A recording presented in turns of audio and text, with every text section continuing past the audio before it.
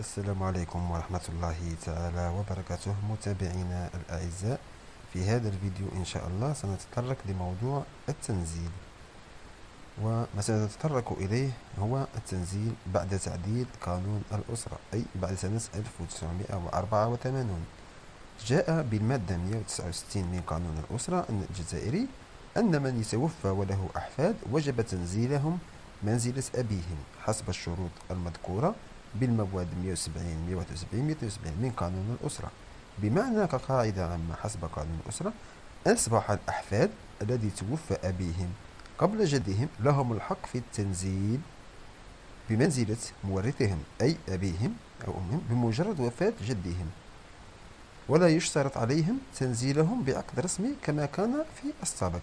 في السابق كان أن الجد ينزل الحفيد بعقد رسمي، عقد تنزيل، أما الآن فلا، لأنه ينزل بقوة القانون.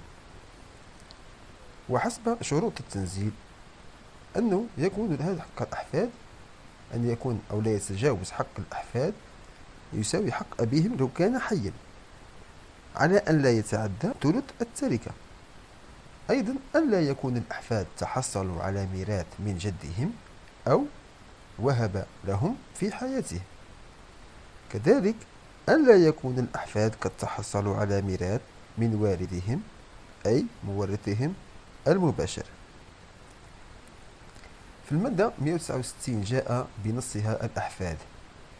وهذه المادة يفهم أن أصحاب التنزيل هم ذكور فقط، وهذا خطأ لغوي ارتكبه المشرع، وكان يقصد به جميع ورثة المتوفي ذكورا أو إناث. لذلك جاء باجتهاد المحكمة العليا تفسير موسع للأحفاد بشموله الذكور والإناث.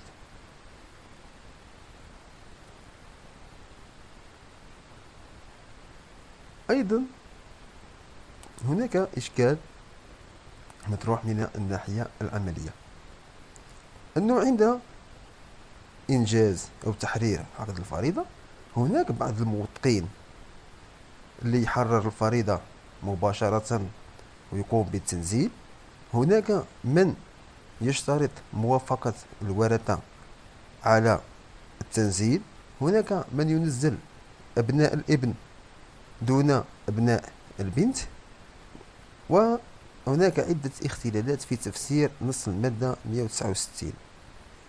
بالنسبة للمشاكل العملية، إذا قمت باللجوء إلى الموثق ورفض التنزيل، رفض تحرير فريضة والقيام بعملية التنزيل، هنا على هؤلاء الحفدة اللجوء إلى هيئة المحكمة من أجل رفع دعوى استحقاق التنزيل. فهنا الموثق لا يقوم بتحرير الفريضة إلا بناء على حكم، هنا تلجأ إلى هيئة المحكمة من أجل رفع دعوى استحقاق التنزيل. في الحالة العكسية، إذا ما قام بتحرير فريضة وقام بإدخال الورثة أو الحفدة كتنزيل، هنا للأطراف الأخرى لمن يعترض على هذا التنزيل أن يرفع دعوى قضائية، يلجأ إلى هيئة المحكمة يرفع دعوى قضائية من أجل إلغاء الفريضة لمخالفتها للقانون، لتبقى السلطة التقديرية للقاضي في مدى توفر شروط استحقاق التنزيل من عدمه.